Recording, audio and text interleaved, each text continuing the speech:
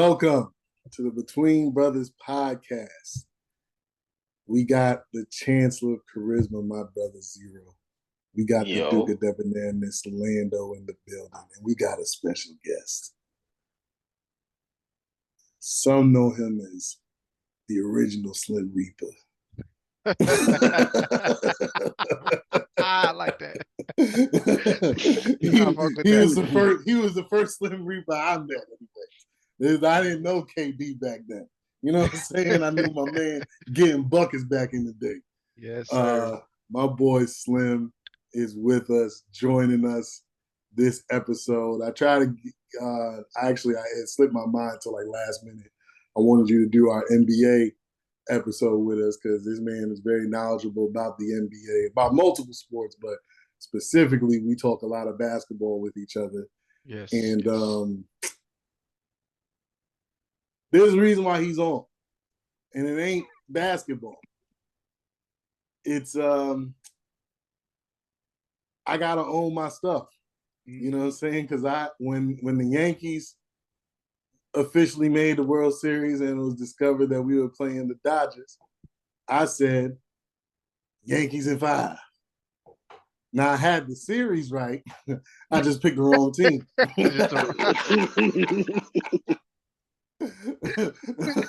So he's the only actual Dodgers fan I know. So I had to bring him on. My brother, Slim, in the building. How's it going, brother? Man, it's going great, brother. I appreciate y'all for having me. Thank you so much, man, for bringing me on the pod. Huge fan, huge fan of the pod, huge fan of both of you as individuals, as men. I can't state it enough. I've known you gentlemen for so long. It's kind of crazy when you think about it. Still, boggles my mind. But yeah, man, Dodgers, we did our thing. We came to New York. We came, we saw, we conquered. You know what I'm saying? Here's the craziest thing. You got something on both of us because I'm a Mets fan. Oh, yeah, there it is. Yes, indeed. Oh, dang, I didn't even think about that. I forgot about that. I was showing my feelings. I forgot they beat both our squads again. But we put up more of a fight. Yeah, the Mets definitely. The Mets had me. The Mets had me nervous. Like the Mets, all the games were just like big runs, fucking blowouts either way. And I'm like, man, I don't know what we're gonna do with these Mets. But we prevailed, and we went to New York, and they put up a little bit less of a fight. A little bit less of a fight. But that game five was a doozy. Look, we down 5 runs, and I was sweating. I'm like, all right, we're gonna have to close it out in LA. But man, some wild mistakes, as we've all seen, and we were able to come back and pull it out, man. It was very joyous. And as y'all know, I just moved from LA to South Jersey. So I'm in South Jersey, tons of Yankees fans. Oh my God. And on Fridays at work, right? You both know what I do for a living, but at work we dress down. And sure enough, I got my Dodgers jersey on, and I'm getting looks all throughout the building. I'm like, yeah, we in here. we in here. We in here. Yes, sir. But shout out to the LA Dodgers, man. We got one. That I went to, because I get up at about 4:30 every morning. So, baseball is long. I hardly finished any game during the series. So I'm like, it's 5-0. We good. It's time to go to bed. Then I posted something about Slim's NBA team, the Lakers. I said they ain't looking too good on the road. And Slim jumps on the post and said, we celebrating something else. So I'm like, what does he mean? I'm sitting there thinking like, okay, yeah, we going back to like he's like foreshadowing. You know what I'm saying? Like, yeah, we about to get this World Series. Go on ESPN, the ESPN app. First thing, 5-run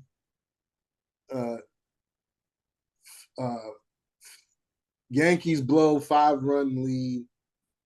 Dodgers are World Series champions. And I was like, I can't believe this. Man, then I saw the highlights. And I was like, as a Yankees fan, I've never been A-Rod fan. Even when he was, I didn't like A-Rod until we won in 09. Gotcha. And that was the only time I liked him. And Aaron Judge became A-Rod for me. Instantly. I'm like, no, you need to get him off the team. Like I'm not as everybody who listens to the podcast, and if you're a first time listener, I'm not a die-hard fan of any team but the Yankees. So it was I'll die easy for everybody else, but like you gotta understand, we grew up. I don't know how Zero really, picked the Mets, but we grew up in New York in the 90s when they were either in the World Series or winning the World Series damn near every year. They were great. So like people be like, "Oh, you're a bandwagon fan." Yeah. Yes, I am. That's what I was. If they was losing like the Mets, I wouldn't have picked them. Now, you know what I'm saying? Now my other teams, they was always losing. I ain't had no choice, man. At least I saw some winners. But yeah, so I told my boy Slim if he got too crazy, we might have to mute him and boot him. I appreciate your because if it was me, the trash would have been legendary. I know it's right. What a humble brother right here, man. I try to be. But of course, let's get caught up. Slim, how have you been? What you got going on? Update us on what's going on with your life right now. Oh man, life's good, brother. Like I said, moved out from LA to South Jersey for work, of course. Just getting settled in, man. The weather differences in the coast, the cultural differences, from the two coasts. Yeah.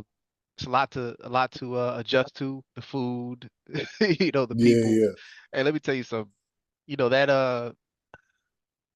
That New York attitude, it definitely has filtered its way down into into South Jersey. You don't get a whole lot of good mornings and how you doings out here. Okay? Yeah. Did they do that in LA? I've never been on the West Coast. I always thought that was like more of a Southern thing. It is more of a Southern thing. You don't get it as much as you would down south, but it's such a chill. It's such a chill vibe. Everybody's kind of just doing their own thing, but it's more chill, more upbeat, I would say. Or upbeat, I would say. But yeah, down here it's a little bit different. Little bit different. But it's cool though. It's quiet, where I'm at least, it's real quiet. I'm like an hour from Philly, hour and a half from New York. Like last weekend we went up to the American Dream Mall. That was really dope. Okay. Right across from MetLife. It was pretty cool, man. It's pretty cool, man. I'm happy to be out here. Happy to be back on the East Coast. That's what's up, man. That's what's up. Indeed. Indeed. Zero, before I go to you, I'm gonna ask Slim.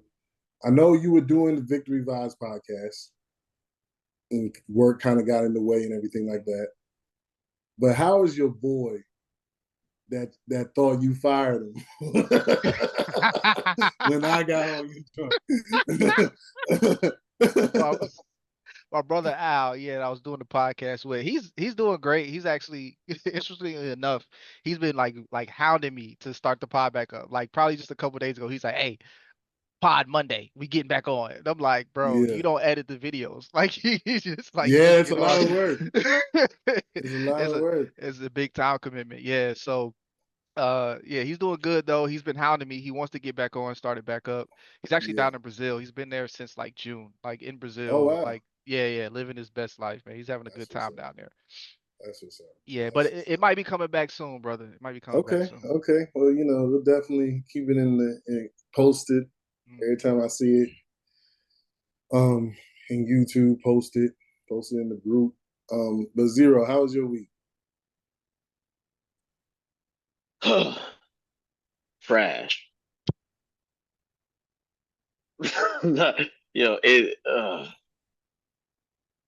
Man, when I tell you these customers out here.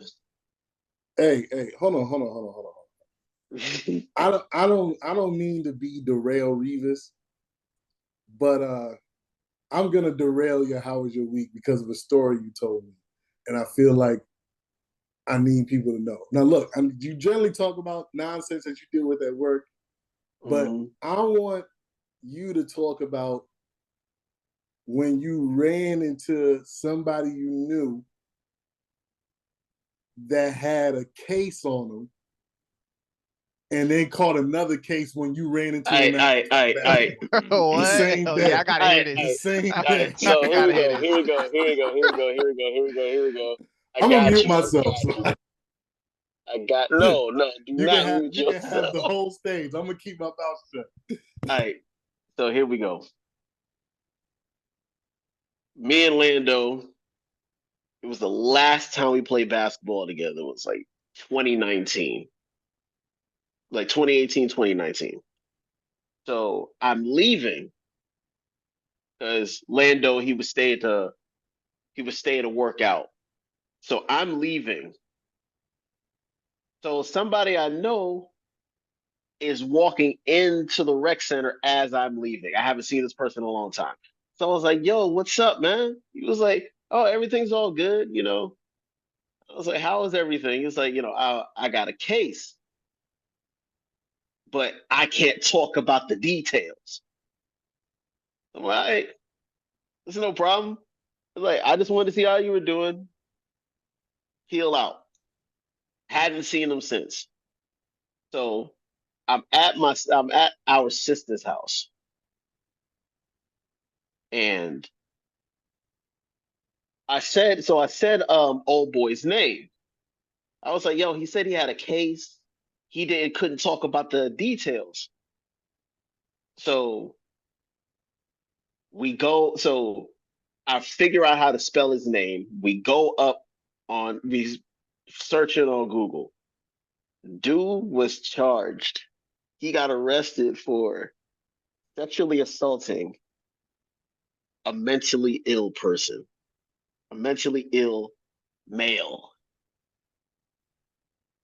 So, whoa. I was like, so this what he was talking about? So I'm reading it.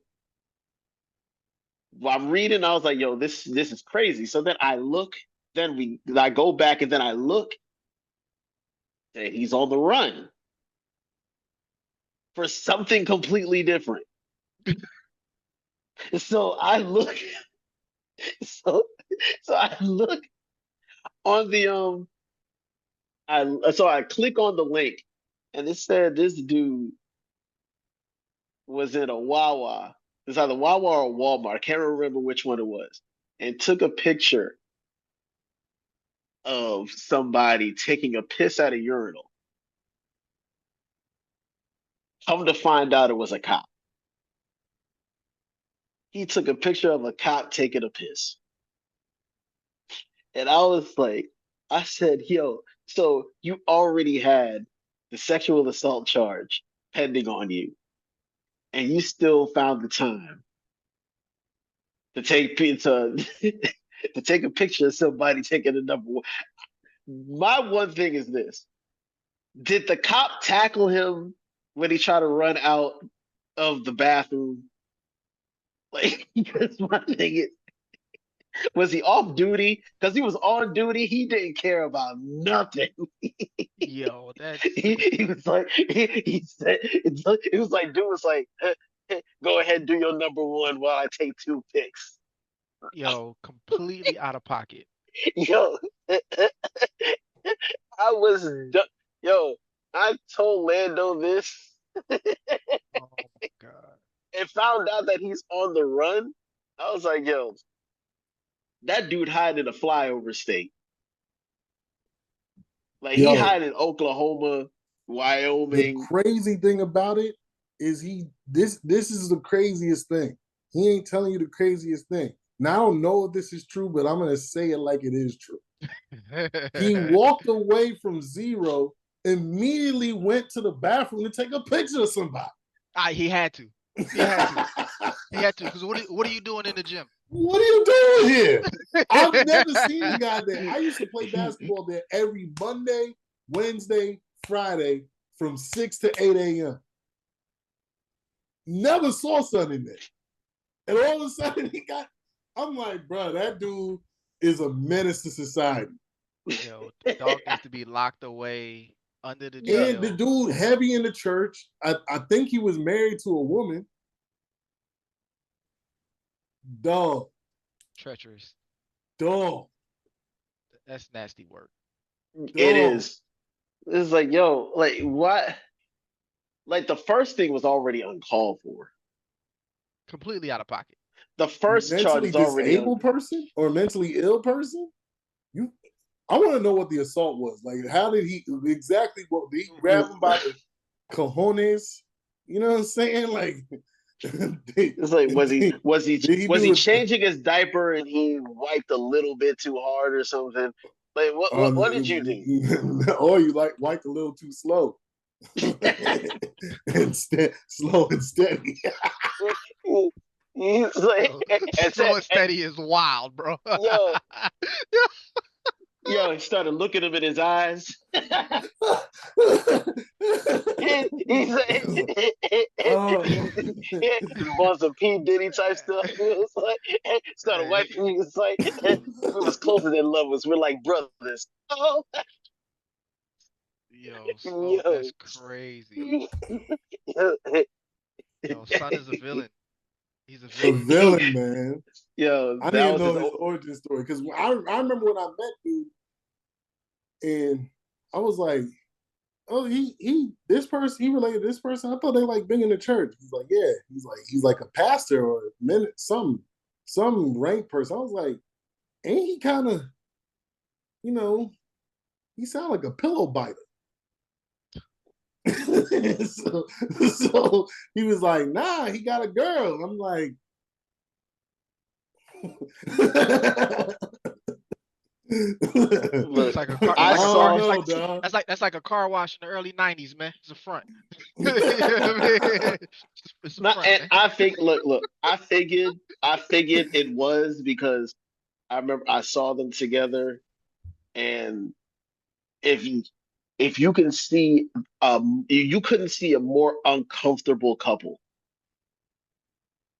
It's like they were smiling for everybody else but themselves. Just dying inside. I know. It was like, Mm. no, he wanted something inside. It wasn't. Hey. He won't die. She out here like, do we always got to do it that way? It's like, who's the man? I tell you what to do. Yo. Now get it out of the freezer. What? Yo. Yo. Oh Yo, my that's God. crazy. So sorry I had to derail. I know Zero usually tell us how his work was. We ain't trying to hear about the week. We ain't trying to hear about your job. We trying to hear about these scandals that you know. Look, Give us the tea, dog. It's the only one I know. Look, what is it called? This came on a whim. I don't even know why we even got into that conversation. No clue. No clue. But We'll be talking somehow, about stuff and we be lost. Like, how did we get here? like the But, what's it called? Like we were talking about the Tom Dempsey guy. We went from Jameis Winston to George Blanda to Tom Dempsey. You oh talking about yeah. he had a wooden leg. No, it was wooden foot. There's some kicker. He had the record for like longest kick or something like that. Before who I don't know who broke it, but Justin Tucker has the record now. But like I don't know, I always heard that he had a wooden foot. So I'm like, yeah, he had a wooden foot. And he's like, no, he had like a disability. He didn't have a wooden foot. I'm like, dude had a wooden foot. Look it up. He didn't have a wooden foot, but I'm sticking with that story. Son had a wooden foot. Just like son got caught that day. he went straight from Zero to the locker room to take flicks. Bro, in that rec center, like you got the stalls, and then the urinals are like to the left. So I'm like, did he take it? Like, did he act like he was going and then take the picture from the urinal side, or did he climb up the stall and try to take an above shot? Like that, if you there's like there's triple X videos if you need to see meat that bad. For free. For free. And not I'm saying freedom. My man is in Wyoming somewhere. on a ranch. Yo, the crazy thing is, I think the male bathrooms in I don't think there's a divider between the urinals in Wawa, bro. I think it's just like a urinal and a urinal, no divider. Yeah. So you're just sitting there like with the he tried to block with his shoulder, but do it under his elbow. And he forgot the flash was still on. And dude's a brother, so he already suspicious. And then you doing suspicious activity? Yeah, he deserved to go to prison, dog. He lucky he ain't get shot. Yo, for real. Because if I was the cop, he might have got a couple holes in it. If I was the cop, I'd have been in fear for my life. Yes. Yep. He'd had an object that I thought was a weapon. Yep. Yeah. I was saying, he was like, it sprinkled some crack on him. Look, and I directed him to show me his hands 3 times, and he wouldn't do it. It'd been over with for Buddy. Yeah. Dog had been out of there. Yeah, because he's like, yo, he trying, and then find out he already have a case pending. Oh, he a serial rapist. Yeah, he'd have got off. The cop would have got off. The cop would have got off. He'd have did the world a favor. For real, man. But anyways, my week, we just went trick-or-treating. We were supposed to do, me and Cocoa Puff were supposed to do the Thriller dance together, but she ended up getting sick, so we didn't get no practice in. And so we were like, all right, we'll do it next year. But yeah, man, we had fun. My wife, the Duchess, she made Halloween kind of lame because we usually attack Halloween with fervor. You know what I'm saying? Like she's like, they're like, oh, take some candy, and she like, oh, only take 2 pieces. What? You know the joint where they just like take some, they put the bowl out there. Usually you just grab a couple handfuls. She like take 2-3 pieces. I'm like, yeah, we ain't never doing this with you again. I'm saying, like, you got to sneak out the house to trick or treat? Yeah, I'm like, you could have stayed home for this. Then she was mad. She was like, are we going to keep walking? I'm like, it's 6 to 8. We got 2 hours of full steps. Figure it out. You know what I'm saying? Or you could, you can head back to the crib and, then we can feast. Exactly. Then had the audacity, because, I charge a candy tax. So everybody got to give me something. Then she got the audacity to tax my candy tax. But she was over here limiting the funds. Yo, it's the American way. That's fair. Don't make no damn sense. It's the American way. She. It was like tax your, you get your paycheck taxed while you go ahead and get taxed for food. That food's gonna get taxed. It was like, shoot, I'm surprised they ain't got a blinking tax. the way they be taxing folks, yo. Yeah, you literally get taxed for everything. We getting taxed right now. Definitely. But yeah, so that was that. That was my week. It was fun. But let's get to these topics of conversation. Actually, sorry, y'all. Sorry, Slim. There was one thing I did forget that I left off. That was Young Thug being his case. I don't know how much details y'all know about this, but I was reading like his sentencing. It was very confusing to me. It pretty much he ain't gonna do no jail time, except like he was supposed to do 5. He's like he does 5 years, but he's not gonna do the whole 5 years because he's getting time served for the 2.5 years he was already in there. It's very confusing, but it's pretty much a 40-year sentence, and he's not spending another day in prison. They put restrictions on what kind of music he's putting out. And that was that's pretty much the gist of it. But um, Young Thug, I don't know if he's guilty or whatever of whatever they accuse him of, but he did one thing that every black person needs to understand. If you ever get hemmed up, you have the right to remain silent.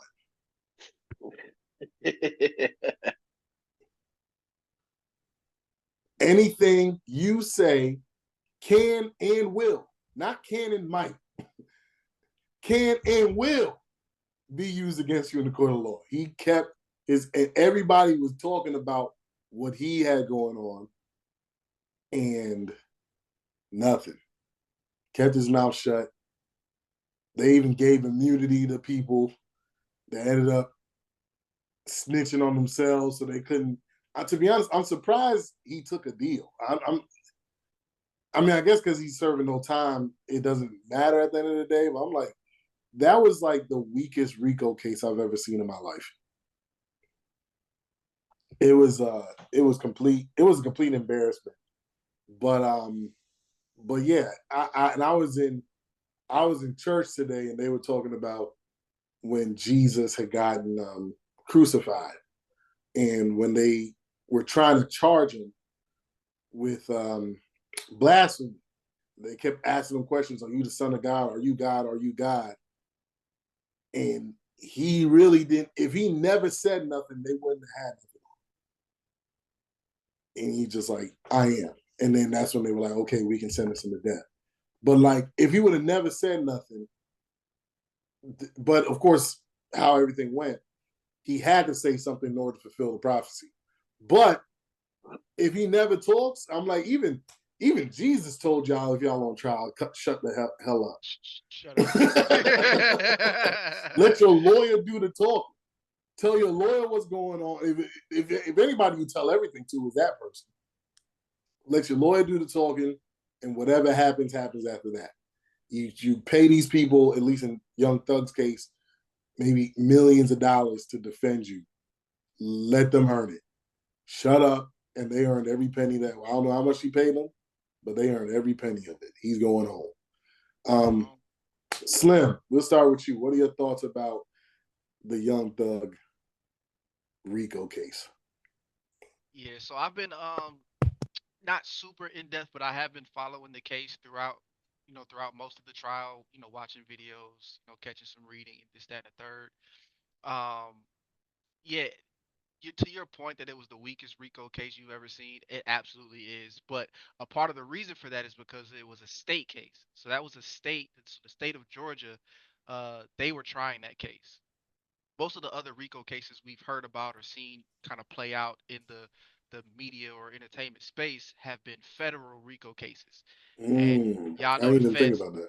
y'all know the feds don't the feds got like a 98, 97% conviction rate. Yeah. If the feds come knocking, it's over with. And we know who's in the feds right now. Yeah. So yeah, but Thug's case was state. So that's part of why it's kind of gone the way it's gone, right? Um, they've gone through, I want to say, three different judges because of just how this case was tried. The prosecution made a ton of missteps and mistakes throughout the whole process, throughout the whole trial. And from what I can tell, it's because they didn't have enough evidence to truly get a conviction. I will say that not this judge that he had last, the one prior, was like just giving the prosecution chance after chance after chance. It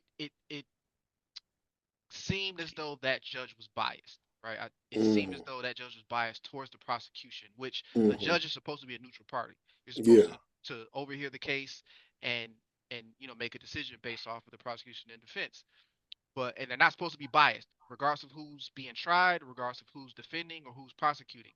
But the prior judge seemed really, really biased.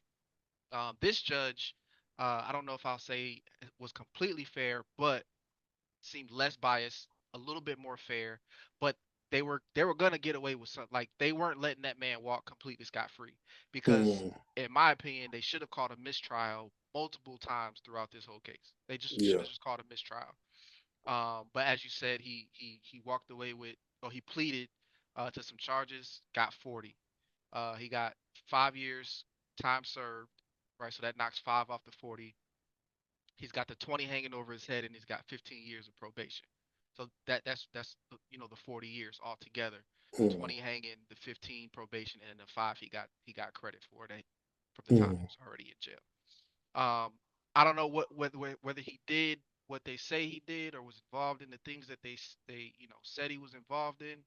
Um, as a fan of his music, of course, I'm happy to see him beat the case and make it through. Uh, but yeah, that was a mess, man. And the state of Georgia should be embarrassed. It should be embarrassed. Me personally, if it's really someone out here, causing murders and causing people to, lose their loved ones to this street nonsense, they should be in jail. And if you got the evidence, put them in jail. But it seems as though that they didn't have any of that, and so slime free, and I'm with it. Zero, what's your thoughts on it? Yeah, I completely agree with everything Slim said. Because there was a clip that I saw that I don't remember which judge it was, but they said it just seems like y'all are just piecing everything together and not necessarily knowing what the hell it is that y'all are doing at this point. It's like y'all just charging him on shit on a whim. It's like they had nothing, so they're gonna keep on looking for stuff to get their conviction. Like honestly,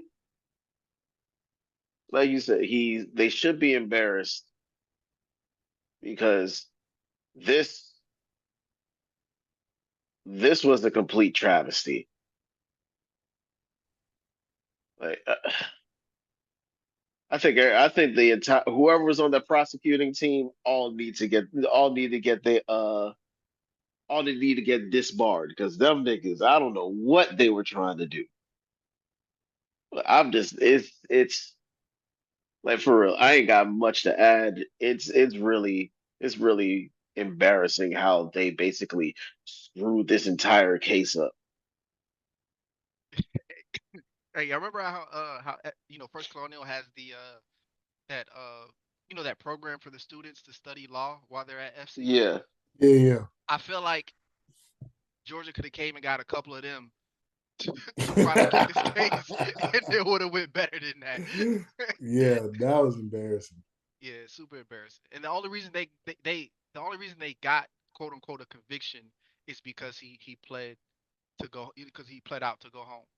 Yeah. Otherwise, I think he could have fought it if I think he could have continued to fight it, and I think he would have ended up walking with nothing. But they would have probably wasted another year of his life. So I get it. Yeah. If you're gonna be free, and it don't really damage your life. It's not like he's trying to get like a regular job or anything like that. I don't see it. Just get home, at the end of the day. But hey, this is the American justice system. Like I said, I don't know if he did whatever they say he did, but shout out to Young Thug for being that case. Every time I did like the videos I would see, it was like, what is going on here? All right, so everybody got an NFL team here. My. The Cowboys, Slim's team. My team's the only team that won this weekend, or I guess this week. It was Thursday.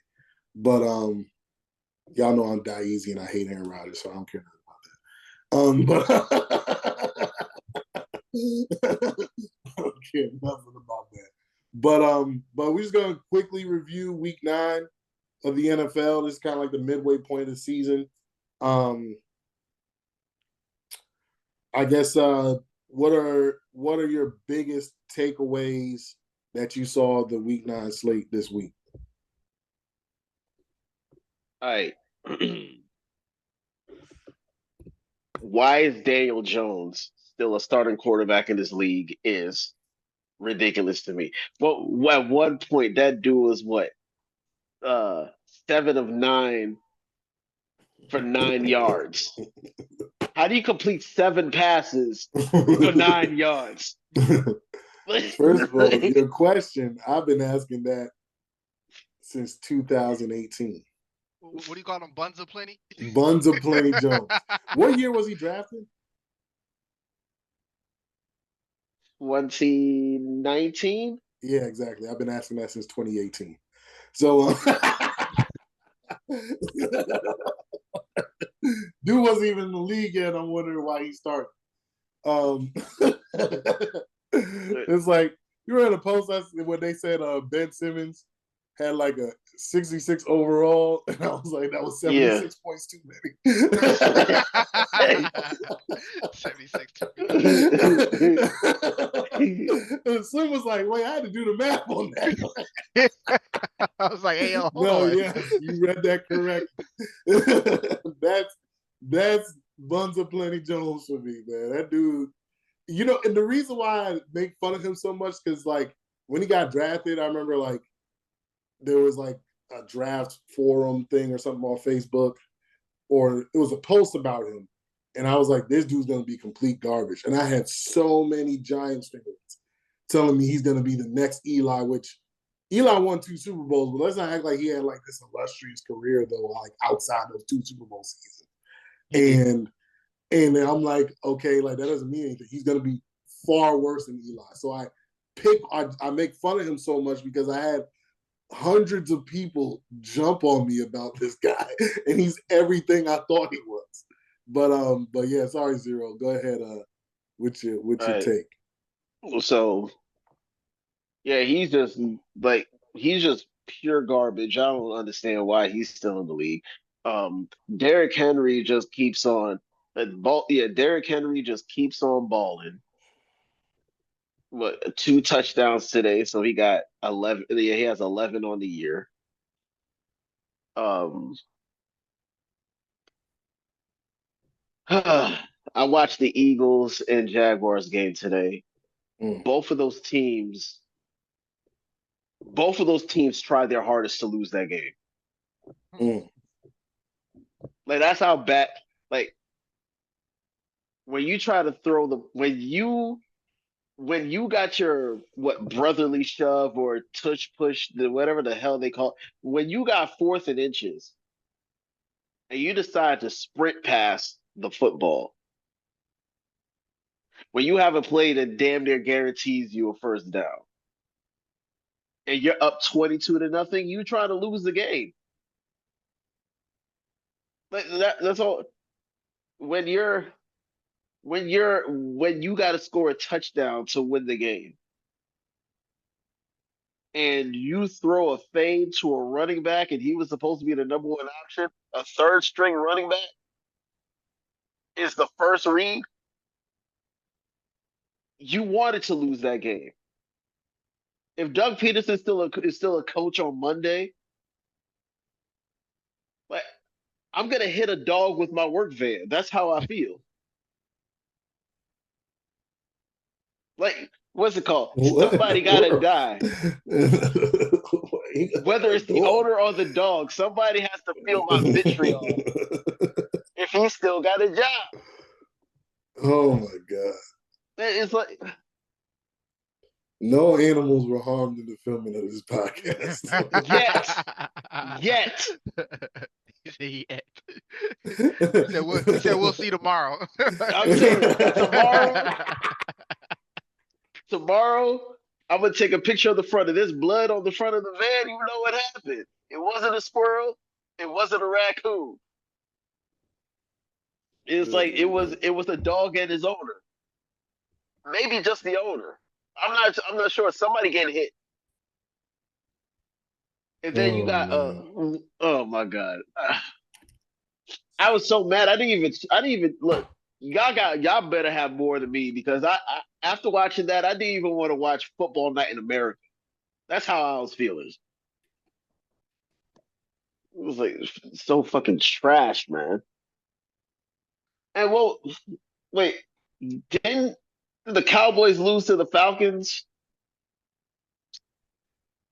Yeah, we did. I put my hat on because I don't run from the shame. Okay, I embrace it. I embrace everything that comes with being a Cowboys fan. We all know how that goes. Yeah, we lost to the Falcons, and I'm not surprised. I wasn't even expecting to win, to be honest. We're just overall we're just a bad football team, bro. And there's no two ways around it. Our defense is bad, our offense is bad, our coaching, our play calling is atrocious. Uh, qu- Quarterback play we all know is just subpar to say the least. And this is the highlight of the game. The play that really stuck out to me is it's 4th and 2 and we're gonna go for it, right? This is the play calling aspect of it. We're gonna go for it, but as opposed to just keeping the offense on the field and going for it with either a run, a QB sneak, a, a short dump off to a running back on a fade, something that actually makes sense to go for it. They call a fake punt. They called a fake punt, like like they're playing Madden '04 right, on a PlayStation 2. They called a fake punt. I just Wait, what were they running the ball with the punter, or were they supposed to be throwing it? throwing it. They threw it. It was a comeback. All right, and the receiver got jammed up. I can't remember who it was. He got jammed up and actually pretty much thrown to the ground, and the DB swatted it down, and that was it. But it was just it's just the the unimaginative play calling, and I want to say Mark McCarthy, McCartney's calling the plays this year, and it's like Yeah, he is. unimaginative, and it's That's what like Aaron Rodgers' problem was with him. yeah, yeah, yeah. This is basic and easy to read. Like I listen, I watch football. I enjoy football. I never actually like played football, like organized football. So I like I'm not the best at like calling out plays as I see them. Like oh, this is a reading a defense, right? But even I'm like looking at this like no, this is not gonna work. Yeah. Like this is not gonna work.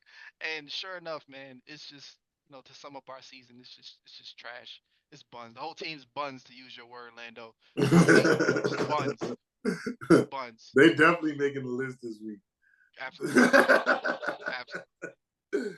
Oh man, I actually expected them to keep the game close, but I mean, I guess technically the game. Nah, it really wasn't. I mean, the final score was one thing, but pretty much got handled throughout the game. So yes. My takeaway on week 9 is going to be 3 teams I'm just going to briefly talk about. And it's F them all because they made me lose money this week. Actually, technically 4. Actually, so first I'm going to start with the Ravens. Thank you, Ravens, because y'all came through for me and dominated the Broncos. I didn't really have, I think I had some money on them. I don't know how much money I had on them, but I didn't have a whole lot. But the reason why I loved it is because how Sean Payton did Russ, I've been wishing for his demise all season. So any team that punishes the Denver Broncos, the enemy of my enemy is my friend. So loved every bit of that game. But now to the FUs. F Derek Carr. Did you see what Michael Thomas said about him?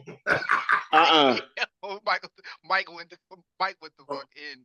I got you. Hold on, give me 1 second. No, I did not. I saw that he did say something. I didn't see what he said. Oh, I got you. I'm gonna pull it up right now. Michael Thomas, they fired all them coaches trying to cover his flaws up.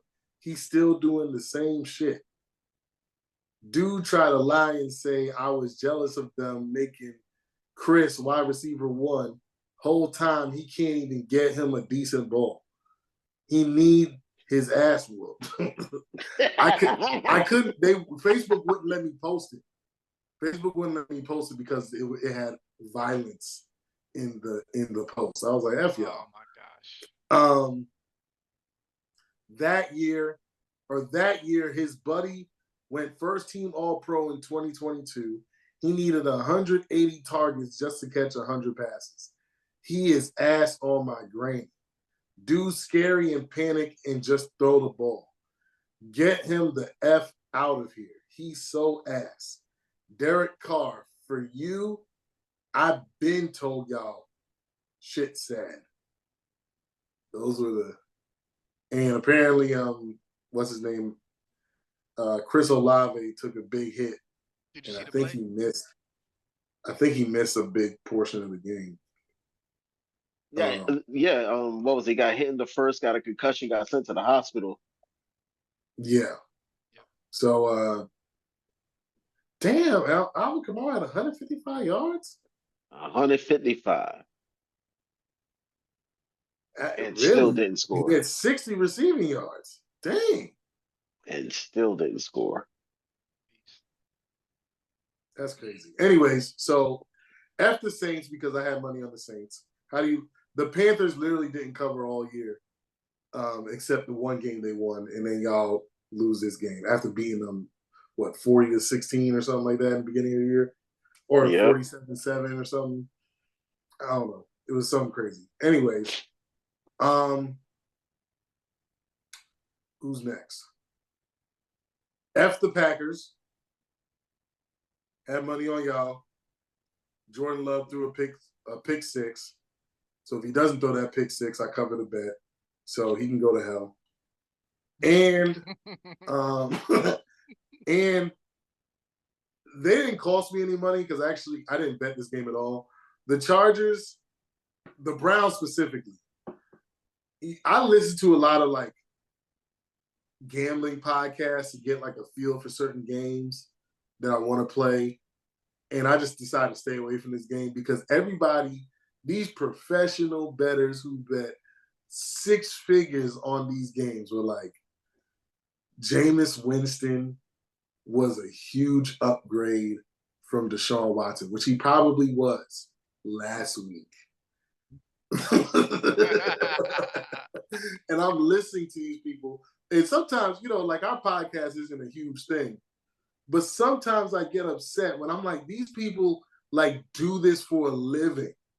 And they just like, it's like they try to, like there's certain things that are so obvious. It's like, just like, I understand you trying to find an angle, but sometimes the obvious is the obvious. And you should just go with that. So I didn't lose any money on them, but Jameis Winston comes out and throws 3 interceptions, looks completely garbage. And they all got hyped up off of the one game. Divisional games are that vastly different. And I actually had bet the Browns to cover and win. So he won me money last week. And I was like, there's no way he does that 2 weeks in a row. And he didn't, because he never has done it 2 weeks in a row. So I don't know why these people were telling me or recommending me to put money on this man. So I was like, yeah, I'm staying away. I'm staying far away. And it turned out to be in my favor. But yeah, so yeah, I think that's it. Oh yeah, that's the best.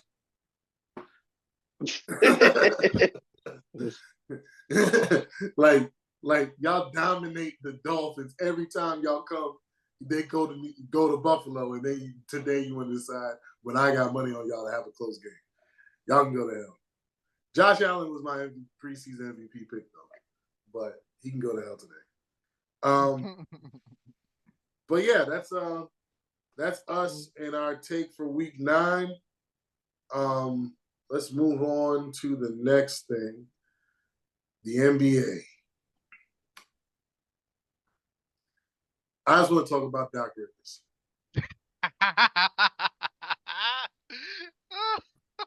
Yes. Doc Rivers, I've been saying this, I want to say a decade now. When did he start coaching the Clippers? When did he leave to coach the Clippers?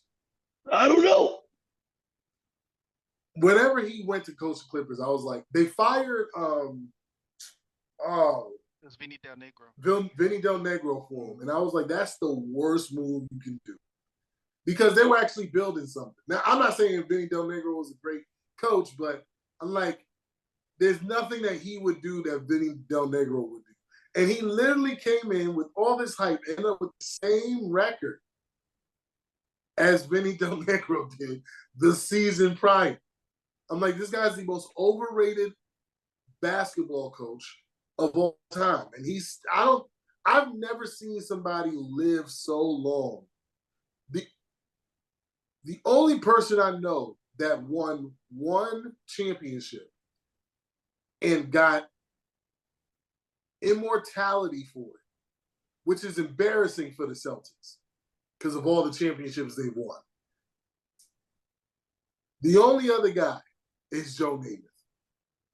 Won one Super Bowl, and this dude has lived and banked on that for 70 years.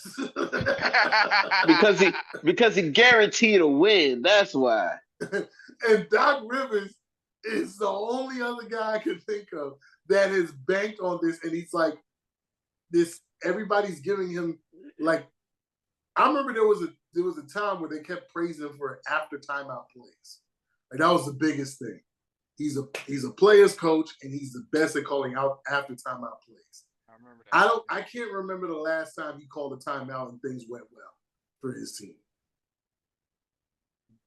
Like Giannis don't even want to sit with the team no more. It's that bad. He was just sitting on. He was sitting with the cameraman, looking pathetic. I was saying earlier today with Zero, we were on the phone, and I said they're essentially 0-5 with Doc Rivers because they were 19-18 last season. Then they won the first game of the season against a depleted 76ers team. Mm. So, all right, now you back at 0. And then you lose 5 straight. 5 straight. 3 bad teams they lost to. Like I'm going to give them an excuse, and I'm going to shoot it to you, Slim. The excuse that I have for Doc is they haven't played at home really. I think they've only played 2 home games. So that's the only excuse, even though they actually should have won at least one of them, you would hope. But out of 6 games, 4 of them on the road, that is a obstacle to overcome. But if you're a Hall of Fame level coach, like everybody's been saying about you since you won that championship in 08, you should be able to win a home game, even if you only had 2. And you should be able to win a road game or 2 road games with Giannis and Dame putting up 30. Like against the Celtics, they both put up 30 plus, and you got blown out. That don't make sense to me. But anyway, Slim. Yeah, tell me about Doc, man. Make me a believer in Doc. Hey, if you want someone to make you a believer in Doc, you got the wrong brother. Because I've been on him for years and years and years. Same as you, bro. I don't understand how he keeps getting jobs. It's been, over 16 years since he won the championship, and he's still living off of the hype of that championship. He's still getting jobs and opportunities, and I just don't get it. I've never thought he was a great coach. If you really look at what he's done objectively, he's never really been a great coach. He was a good coach with a great team. He had a really good team: Prime KG, Ray Allen, Paul Pierce, Young Rondo. They had that one year. All right, they won in 08. They didn't make it in 09. They made it back to the finals and got close against my Lakers in 2010. But then after that, it's been just downhill, right? So, um, no, I don't. I've never believed in the hype that Doc Rivers was a great coach. He's never been a guy to me that could develop talent. He's never been a guy to me that could take a roster and have them play above their talent level, right? Because to me, that's the sign of a great coach. When you've got like a decent team or decent roster, but they're playing above what their talent level says they can play at. That's the sign of a great coach to me. Yeah. And he's never been any of that, right? And so, the Bucks made a huge mistake in firing Griffin. And I don't know what the talk was, that there was things, behind the scenes with the ownership that they didn't get along, whatever. The players weren't really feeling them, but they only had they were a winning team at that point in time. So yeah, and they've been sub 500 ever since, and not even close to 500.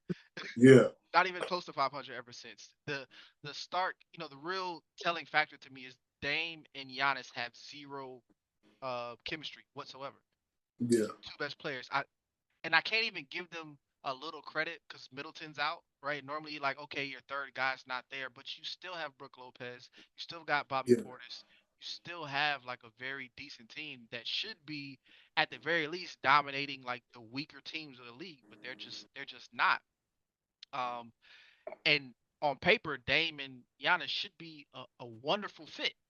Should Mm-hmm. be a wonderful fit. A shooting a guard that can score, a scoring guard, and a dominant big. Like that is a blueprint for success in the NBA since time immemorial, whatever Yeah. the word is. You know what I'm saying? Like that's the blueprint for at least success. It might not net you a championship every year, but you should be competing if you have a dominant big and a guard that can score. And so, and with Dame's shooting prowess, he should be extending the floor for Giannis. Giannis should have the Yep. most space to work he's had in years. Yep. But the one thing that's really crazy to me is that, when the trade first happened, it was like, oh, the Dame Giannis pick and roll is going to be the most unstoppable pick and roll since Steph and KD. And that Yeah. was legitimately an unstoppable pick and roll, Steph and Yeah. KD, right?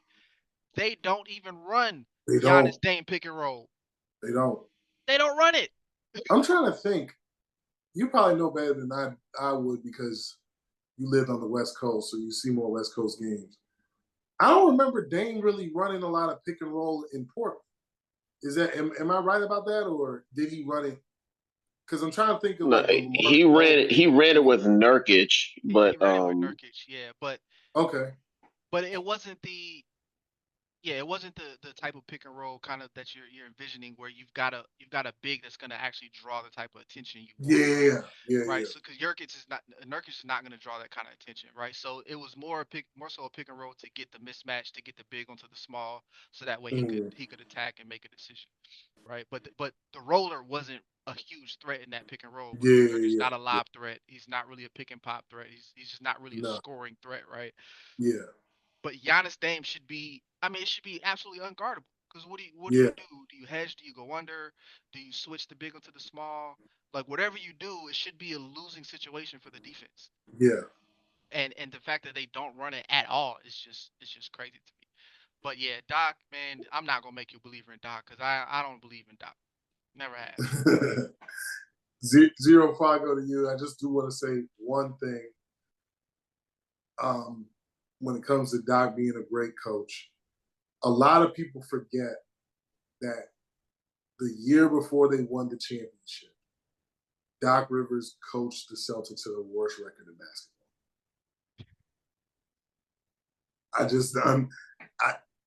I get it. They had a massive roster overall and won the championship. They got 2 Hall of Famers overnight, and it only cost them Al Jefferson pretty much. Yep. So that's why they won the championship. They had KG and Paul Pierce, leaders, vocal leaders. KG was the best defensive player in basketball. Their defense drastically got better. Ray Allen was the best shooter in basketball. Paul Pierce was one of the better guys in that mid-range, all 3-level scorer. He was always behind Kobe. In that time, he was probably, I don't know, he probably top 5 in that 3-level category around that time. But yeah, that's why and then Rondo was intelligent and he knew his role and he played his role. That's why they won the championship. Doc Rivers has blown more 3-1 leads in the playoffs than any other coach in NBA history. And he's coached 2 teams to the worst record in basketball, Orlando and Boston. Mm-hmm. He's trash. And right now, if these teams weren't really tanking, the Bucks might actually have the worst record in basketball right now. if these other teams weren't so fixated on tanking. So they weren't flat. They want Cooper flat. Exactly. So 0. Convince me that Doc Rivers is a good coach. This Slim couldn't do it. I can convince you that Doc Rivers is a good coach at losing, but what's it called? That's neither here nor there. So yeah, it's like when Doc got hired on, I know the one thing that was said was how he was using Dame, like when Dame was used to, he'll play the whole first quarter, that he'll sit out maybe like the first 5 minutes of the second quarter, then come in and finish off the second quarter. How he was always doing that, and then Doc was like playing him and then sitting him out before the first quarter ended. It's like the way he was being used wasn't how he was normally being used, and it was throwing things off. Um, the and there was this guy, me and Lando. I always bring him up to Lando's. Name's his YouTube channel is Legend of Winning. He talked about it, and he said that it seems like it's like what y'all said about the pick and roll, how it should go with Dame and Giannis. He said, observing it, it seemed like Dame and Giannis are trying to get out of each other's way. They're not really playing with each other. They're trying not to step on each other's toes. Dame right now is shooting below 30% from the 3-point line, so there is no extending the floor.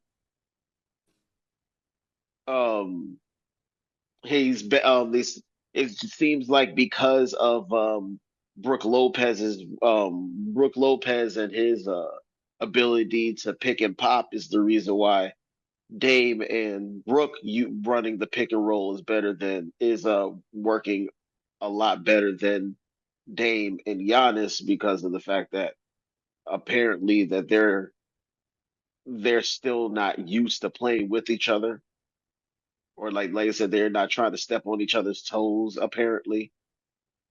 Middleton not being there really isn't helping. And Portis, um, Lopez, I forget the third guy. I think it's Connaughton. They're all struggling from the 3-point line as well. But I can't convince you that Doc is going to fix it, because and and um and going back to where y'all talk about the Celtics and how Doc and the basically he's been getting jobs because of that championship win. That entire Celtics team has been riding that championship wave. Like, they going on cruises celebrating this championship. They planning parties with this championship. Big Baby Davis thinks that he thinks he's a valid person in life because of that freaking championship. Like, look, he about to do time or something, ain't he? Yeah, he got locked up. I think he caught a Fed case. Yeah, it was like insurance fraud. He doing some time. Yeah.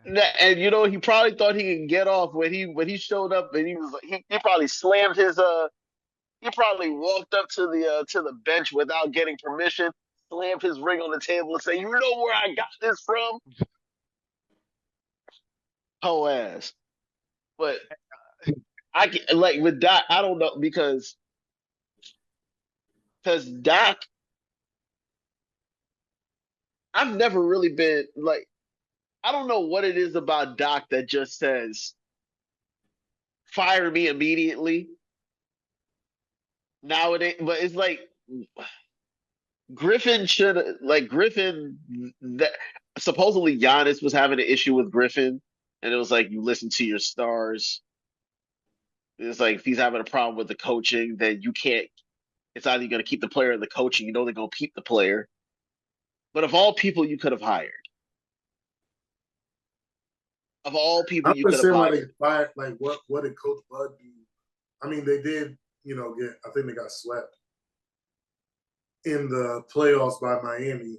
Giannis was hurt though. Giannis wasn't even playing. Yeah, but Giannis. So I'm like, I don't know why they fired Coach Bud.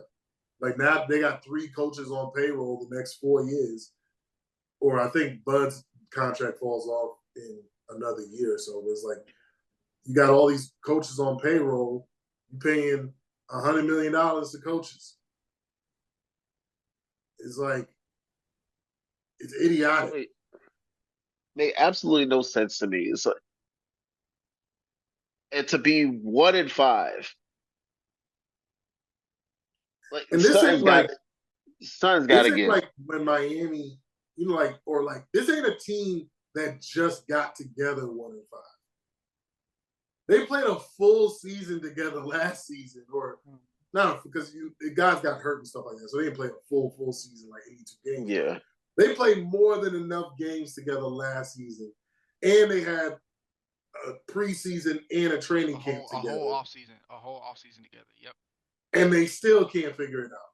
And my thing is when it comes to Dame, and when the trade was made, of course I'm a Giannis stan, so I was like, I love that Giannis had another guy, but I wasn't sure if the two of them were really going to be that compatible.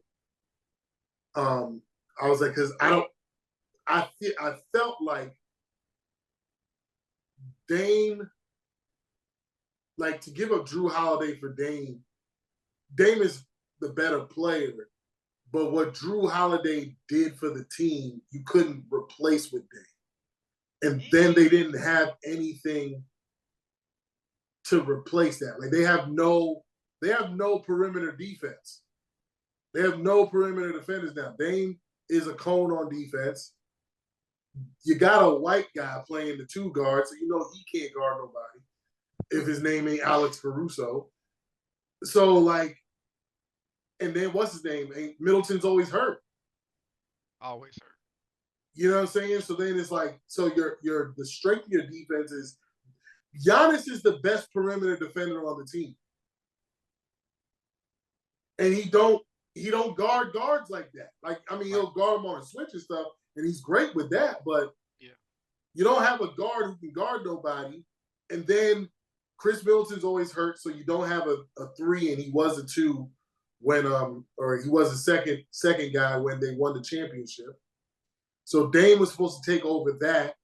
But like I said, I just think that because Middleton was an okay defensive player, but when you lose an elite defensive player and you get a great and elite offensive player, the fact that they didn't get like a 2 guard or a 3 that could, because I kept saying that he don't play really much defense anymore. Well, actually, since he got to New York, he's been playing good defense. But I've been saying, why can't I think of his name? Bridges? Yes, Mikal Bridges. I've been saying he would have been perfect for them. He would have been perfect for them. And he's been back playing pretty good defense with the Knicks, but his last year with Brooklyn, he wasn't guarding nobody. I ain't go front. But he would have been if you get Dame and you get him, Adrian Griffin probably doesn't get fired because they still have a guy on in the guard position to where you can hide Dame on defense. You can't hide him no more because you can't. Similar like Steph and Clay, like Clay could play good defense. He was the ultimate 3-and-D guy. So you can hide Steph on defense and put him on a guy who can't score, like a 2 guard who can't score. It's just like they don't have that. So now Drew got, when he was on Boston, he wasn't really locked down defensively until as the season went on. So I ain't gonna front like he went to Boston, was instantly that lockdown defensive player. But I thought that was the biggest issue. They didn't replace the defensive side of what you lost with Drew. And it doesn't necessarily have to be an elite defensive player, but a solid defensive player. And they didn't, like I said, Giannis is their best perimeter defender, like by far right now on that team. And he's not a guard. He's not a wing. He's a four. You can't put him, and then he's also your best rebounder and your best scorer. So you can't have him guarding the best perimeter defenders and playing out of position. Because he's your second best interior defender. Actually, he's really your best interior defender. Brook Lopez just gets more block shots. So it's like Giannis is having to do too much because they didn't. It's great to get Dame and help him on the offensive side, but now you put all the defense on Giannis. And as we've seen, Giannis's defensive efficiency has suffered since Dame has gotten there because he's having to do too much. So, but at the end of the day, Doc Rivers sucks. Even though regardless, Doc should figure that out. That's his job because they were 30-13 with the same problems. They weren't going to be a championship team because Boston was too good. Mm-hmm. But there's no reason why they weren't the second seed. There was no reason why the Knicks ended up being the second seed. There's no reason why we're talking about the Knicks being a championship contender this season versus the Bucks. Doc Rivers is the reason. There's the reason right there. Doc Rivers, man. And to highlight a lot of your points, I think the Bucks are falling into the same issue that Portland fell into, where they didn't slide a defensive-minded two guard next to Dame. And you had to be fair, right? Dame, not as he's I don't want to say undersized, but he's a small point. He's not big.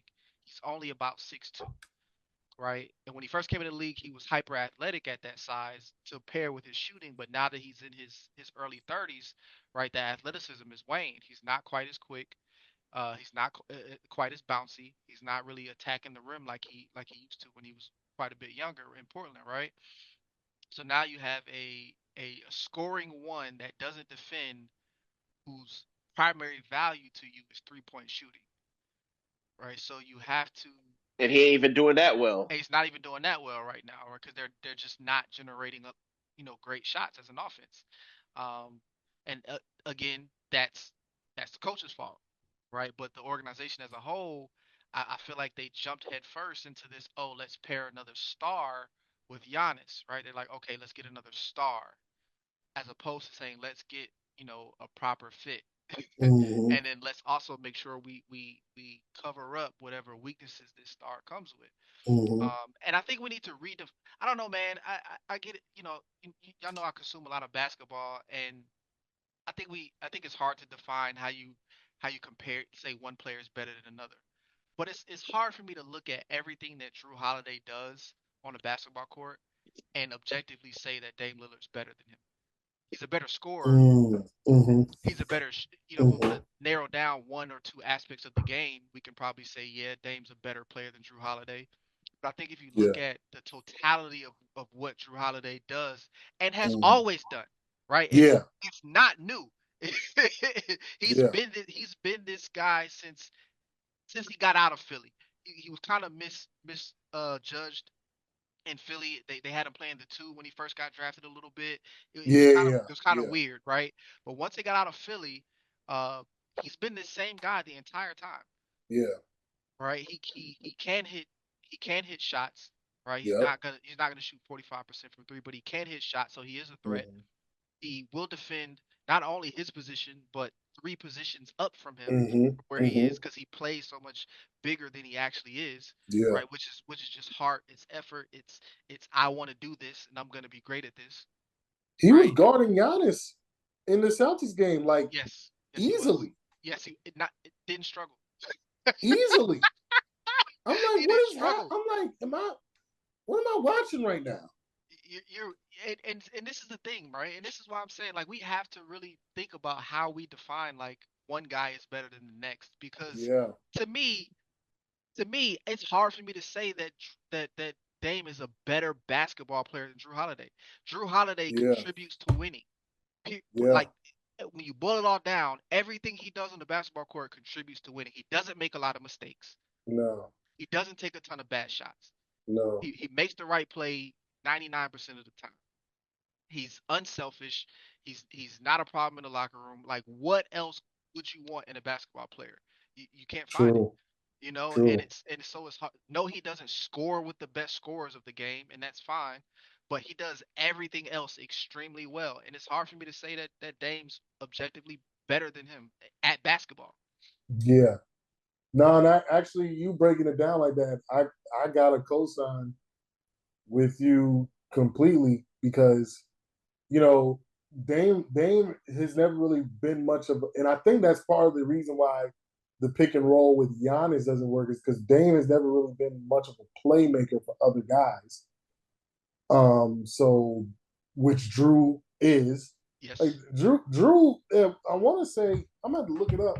But I want to say when he was with New Orleans, he was like a 20-8 guy, or like he was He getting was up buckets there. and distributing.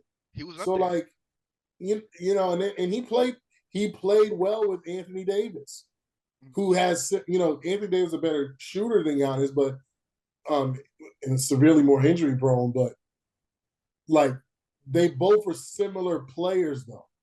You know what I'm saying? Like they both have a lot of the same strengths. Bless you. They're both athletic as hell. They both are very good excellent on the defensive end. They're both, like Anthony Davis is more of a. It's always been taken like more of a mental thing for him, where he's not as consistent and he's not really a leader. He's more comfortable being the number two guy. Yeah. So like, while Giannis is more comfortable being the guy, but like. Yeah, he played well with. Yeah, I gotta say, I love guys who play defense. I've never cared for guys who don't like guarding people. And it's just like I don't know why that is. Like when people be like Luka's the best player, Jokic the best player, Harden the best player, and even as miraculous as Steph was, like Steph was the best player in basketball, but they don't. Well, at least Steph would actually give some. Steph tries. Yeah, Steph actually tried, so I'm not gonna kill Steph. But the other guys, they had no interest in guarding people. Zero. You know what I'm saying? So it's just like at least guard your position, if anything. And those guys never had an interest in doing it. So I just can't say they're the best. And that I'm surprised with my mentality about being able to play both sides. I'm surprised I even said that Lillard was the better player because I've never really been a guy who's been like, oh, like offensively, this guy is. I think that's just a product of how the conversation generally goes. With especially with the stars or the superstars or the guys with the bigger names. Yeah. We kind of fall into that trap of, oh yeah, this, because we saw what Dame did in Portland, and don't get me wrong, right? You know, Dame Lillard is a hell of a basketball player, right? Like he's a hell of a talent, super talented, right? He did a lot in Portland. They stayed in the playoffs. I do fully believe Portland failed him in not pairing him with a big two guard that could defend. I said for years that the CJ pairing with him was not going to work because they're the same size and they do the same thing. Yeah. CJ just a little bit, not quite as good as Dame, during that time. Also a great player and everything like that. But yeah, man, I think that's just kind of how the conversation typically goes. But as much as I consume basketball, a lot of times I sit here and think to myself like, is this guy really better than that guy because he has a bigger name? And granted, right, to be fair, Drew has never been, the number one, right? He's never had to carry a team. And who's to say if he can or can't? And Dame did carry Portland for quite a while. But still, man, I ask myself this: like, does that make him a better basketball player? And personally, I don't think so. I think as a basketball player, if you can go and affect winning, and you're doing it on both sides of the ball consistently throughout an entire, Drew's been in the league has to be 15 years now, 14, 15 years. Yeah, he got drafted in 2009. right? 14, 15 years consistently contributing to winning at a high level, year Yeah, after two year, rings. steady When contributor. his last 3 years with Anthony Davis, he averaged 19-6, 21-7, 19-7. So And I yeah, would say, yeah, so he was a valid number two option, yeah, right? yeah, At that point, right? And yeah, yeah. man, it's look, personally, if I'm building a team and I know that uh you know what it should take to win a championship, right? I would like a one in the mode of Drew Holiday over a one in the mode of Dame Lillard.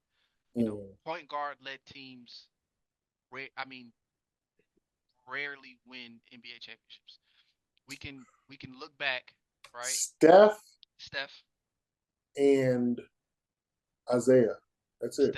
Isaiah, that's it. All right, you could kind of make an argument for the '04 Pistons, kind of, but I really Oh feel like it yeah, was more yeah, so a win by committee. yeah. Yeah, exactly. Right, it's an outlier, right? You could maybe make an argument for the 14 Spurs, right? If you want to argue that Tony was the best player on the team at that point in time, as Tim Duncan got old. He was the best scorer, but they gave Kawhi the MVP for a reason. Right, they gave him the MVP. I mean, I think he only averaged about 15. He held, quote unquote, held LeBron to like 38, some crazy stat, like 35. Uh, but for the most part, I would say you could kind of maybe, but I think at that point that was also kind of a win by committee, right? Because Tim Yeah, was a little bit older. They were yeah, all kind of old except for Kawhi, and Danny Green was still young too. But yeah, man, you can't. It's just how the history of the league goes. Like you're just not yeah, going to be really able to win a championship if a point guard is your best player. So if I'm building a team, I would rather a one in the mode of Drew Holiday. I would absolutely go with a three or a four, and then I'd fill out the rest of the team however I saw fit after that. yeah, And yeah. what No, sucks with the Dame situation, because before he requested the trade, he was looking, yeah, he was looking for help.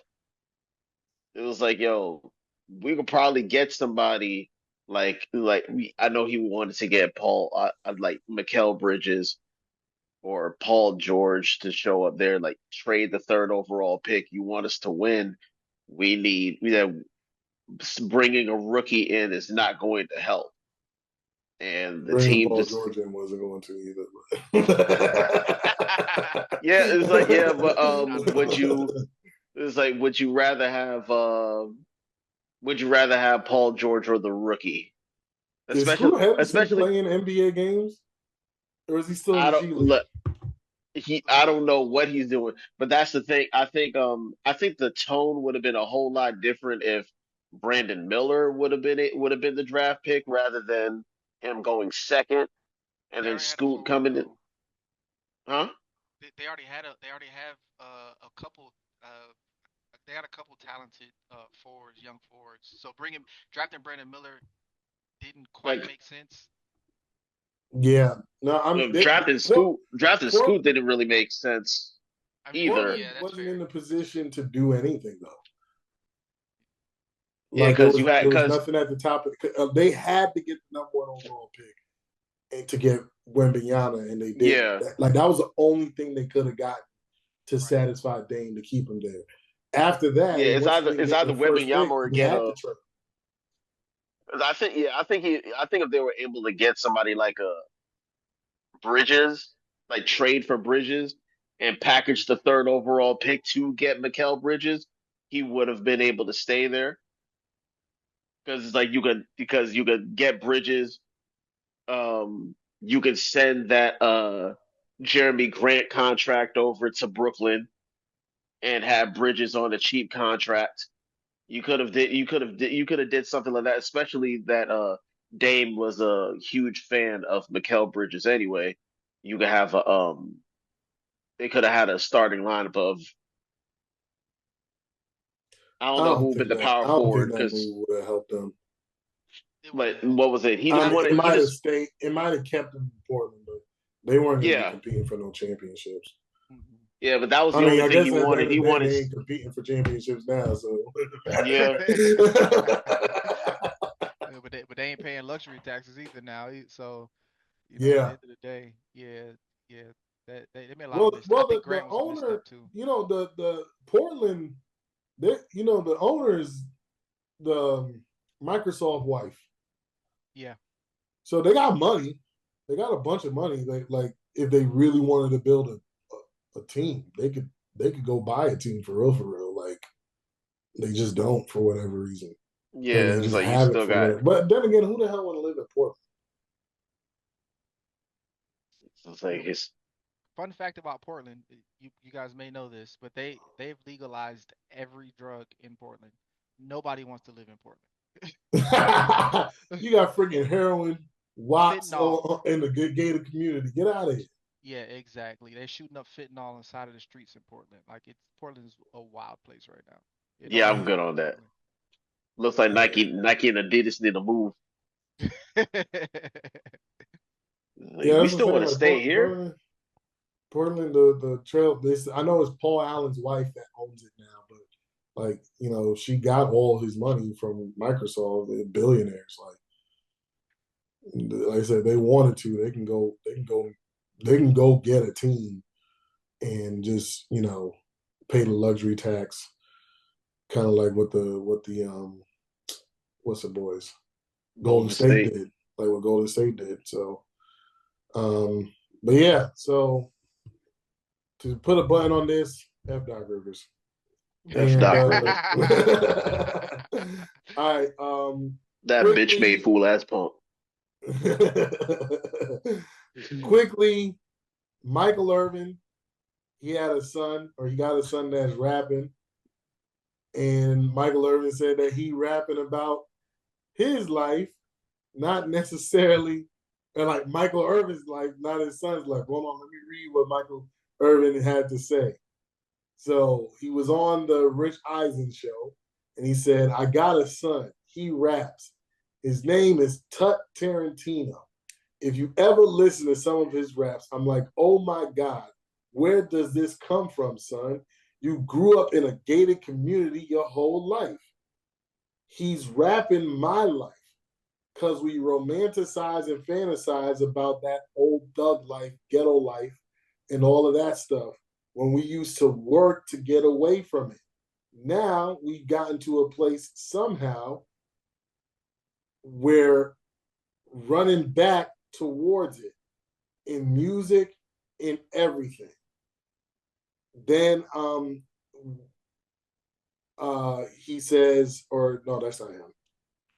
So fans reacted to it. Apparently, he was locked up in a Texas jail or he's in a Texas prison right now.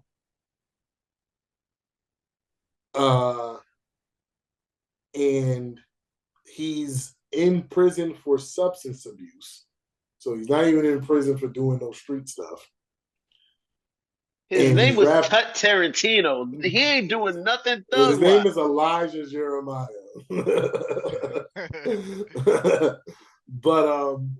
But yeah, he unfortunately, because Michael Irvin had substance abuse problems. Unfortunately, it seems like he's inherited that from his father. And just there's two things I want to say, and then I'll kick it to y'all. The first thing is, as somebody who grew up, I remember there was a guy, and he was like, he asked me where I was from, and I was like, oh, I grew up in Brooklyn. And he was like, oh, you must be from the good part. I don't know why he said that.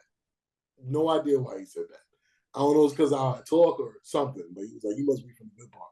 I was like, no, I grew up in Crown Heights. It's not a good part. He was like, I know Crown Heights. That it ain't dangerous. So I pulled up Zillow. And Zillow, if you put an address in, it'll tell you the kinds of activity that happens in the neighborhood.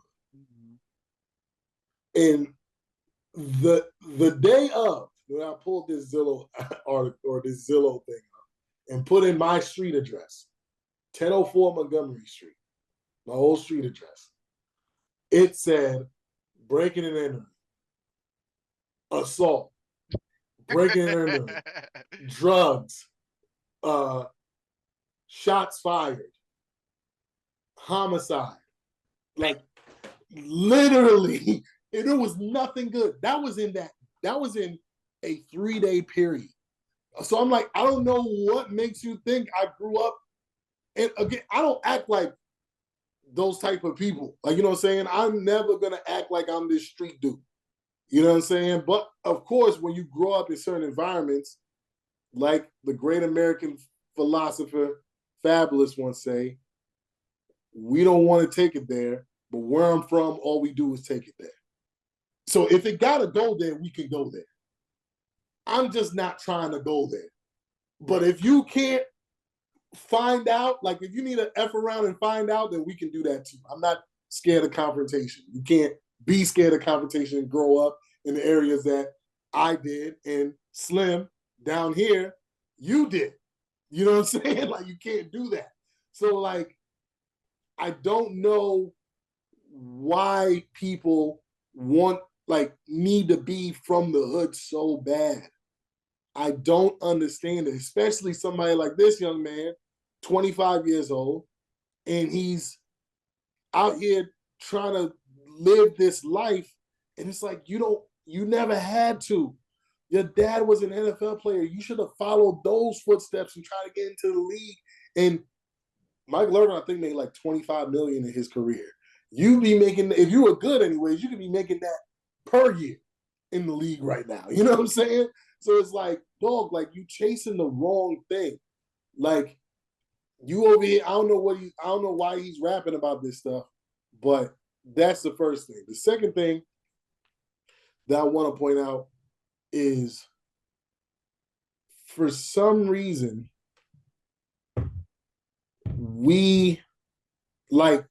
he said,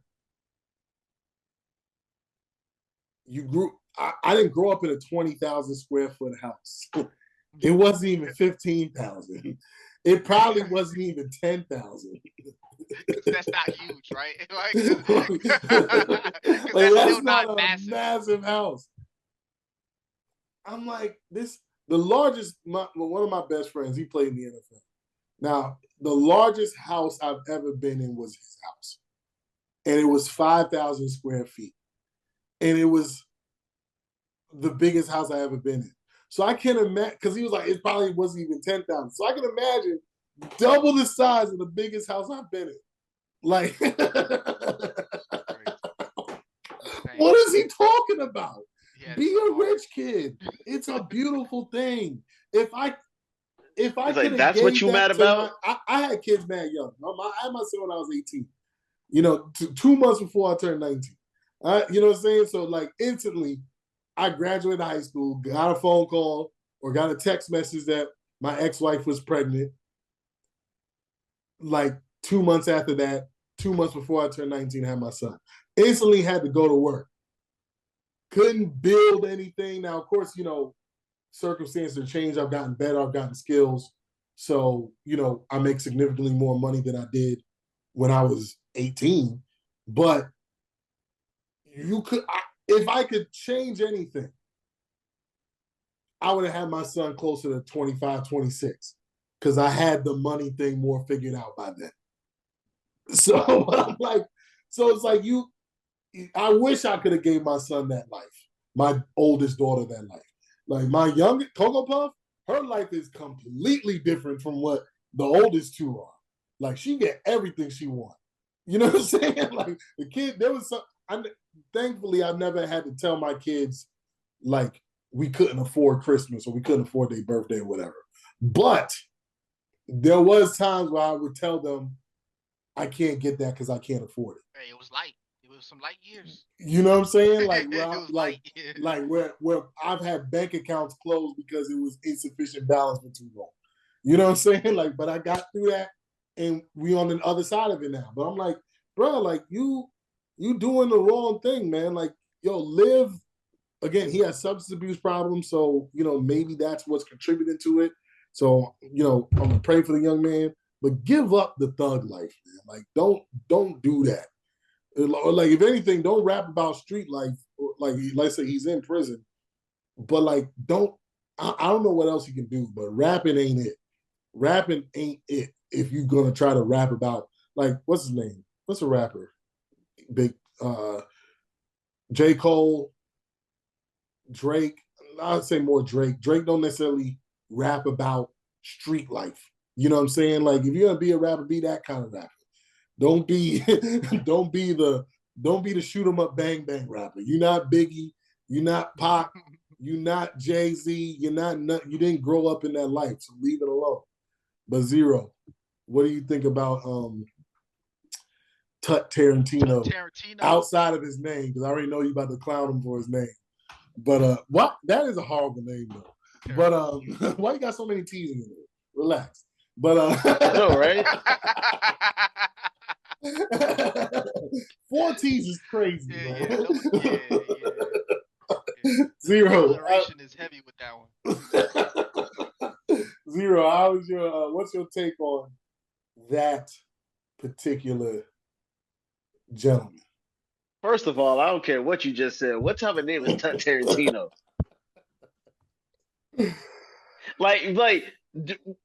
That name sounds like he wrote down a bunch of them, and he was like, "I think this one's the one." No, you're fuck out of here with that fucking name. Number one. Number two, why is he so mad about the square footage of the house? Like you said, you live in a big ass house.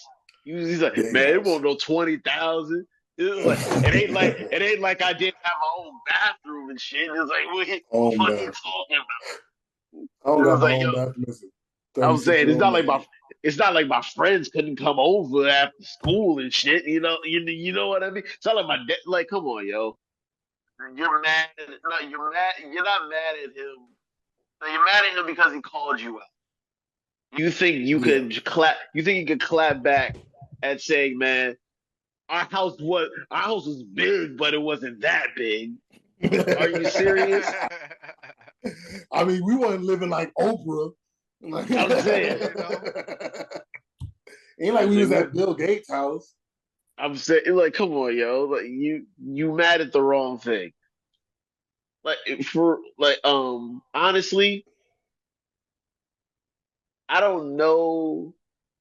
Like, I want to see that whole interview with Michael Irvin, because my thing is, how the hell did you get to that point to talk about your son and what he rap about? He probably fed the fuck up. He was like, Irvin, I heard you had kids. He was like, oh, here we go. I got a son named his rap name's Tarantino. That's a horrible name. Name. Yo, I bet you he think he the hardest rapper out. He might have bars though. I need to listen to some of his music. He do got bars. He's behind them bitches, but we never that's neither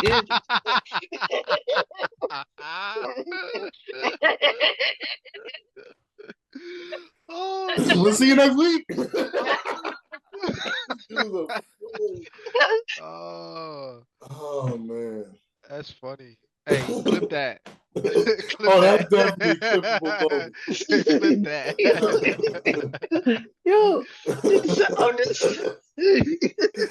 Cut about to run up on you, dog. You're gonna be like, "Hey, and do what?"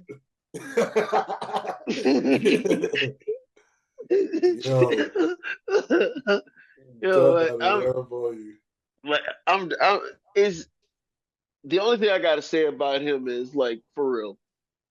Like you said, it's just reiterating what you said. Stop rapping about a life that you don't live. You know you ain't grow up doing that shit. You said he's what, 25? 25.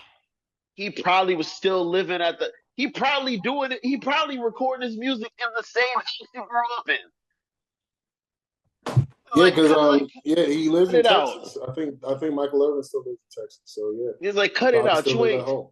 It's like, yo, you don't live in no Cloverland. You ain't out here. You ain't out here in the streets of Houston. None of that shit. You still live before you got set behind bars. You were downstairs in the basement recording your records. It's like cut it the hell out. It's like I hate these niggas that just be want to glorify a life that you've never lived. And for what? I guess it's to do what he's doing right now, dropping the goddamn soap. But whatever. Ain't got shit to do with me though. I'm done. Hopefully your boy ain't in that prison. No, he on the run. You know he ain't. You know he ain't locked up. He on the run, grabbing buns. Yo, that's crazy. That's crazy. Being a serial. Be a serial bun grabber is crazy. Oh man. Running up in Walmart, grabbing old men.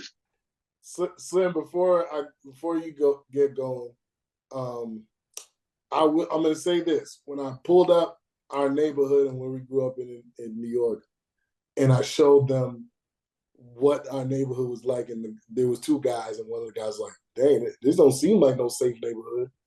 It was worse when I was younger. And it was, it was significantly worse when I was younger. Because you got to remember, stop and frisk New York City, like that was after. You know what I'm saying? Like I lived in a time prior to that and during that. Right. So like that's where when I showed the dude that and the other guy who didn't know nothing about New York, and it exposed the person who was making the accusations. I don't know. Like I said, I don't know. It's because I don't speak like I'm stupid or something like that.